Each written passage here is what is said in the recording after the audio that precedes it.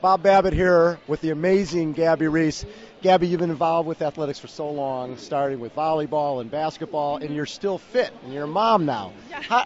How have you stayed with it so long, and what's your message for people who are out there trying to figure out how to get back into fitness? Well, my message for people who either are trying to get back into or discover fitness for the first time is, I just sort of ask people, besides your friends and family, is there really a more valuable asset that you own?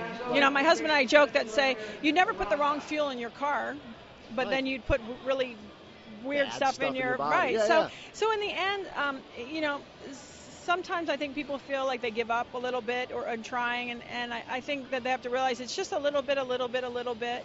And in health and fitness, consistency ultimately is one of the most important parts of the formula, and that nothing will, if you're 35 or 55, you didn't get there overnight, right. And it's not going to go back overnight, but you can get there, just being consistent, and at the end of the day, I don't really feel like there's an alternative.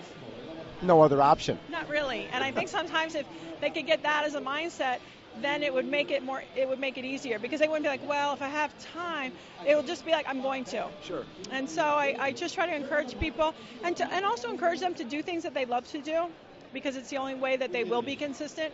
If they absolutely hate it, it's not going to work. So it's really trying to encourage them, hey, you don't have to go in the gym every day. It's just finding things you love to do that make you move, and foods that you enjoy eating, and things like that. I do a lot of circuit training now. I wish I'd known that in my younger days of competing. I lifted a lot of heavy weight when I was younger.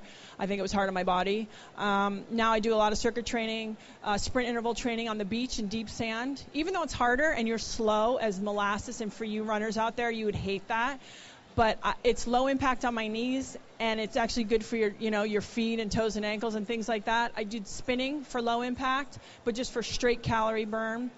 My circuits are about 45 minutes to an hour. They're nonstop, and they're usually full of 10 to 12 exercises, generally dynamic.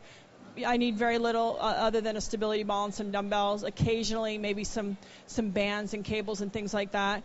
But I really am a huge advocate. Men are not afraid of resistance training. I am a huge advocate, especially, and to introduce women to resistance training, because a lot of times I love with women. They go, how do you get rid of this? And how do you get rid of that? And really, resistance training, besides being great for your posture and for later, for your strength and for avoiding a lot of problems, is very great for getting your body to, appear the way you want it to appear. Do you have to sweat? You actually do. And you probably have to redo your makeup before you went to work. But, besides that, I think women can get used to it. But I get it. Gyms are intimidating, and they're full of a lot of boys and stuff. But I think it's a great part of training. I train about 6 days a week. And then when I live in Hawaii part of the time, so when I'm there, what I do is I spend more time in the ocean, because I think you should use the seasons and your environment for your training. You've been with Nutrilite for a while, and when we talked about it, that it made you were very surprised when you went back and saw the research and the lab. It's unbelievable. Yes. I mean, I'll be honest with you. So I learned about Nutrilite, and then once I was going to start working with them, they had me come to the headquarters. And it is amazing. It really is. Well, the notion of the best of science and the best of nature, they're not kidding about the science.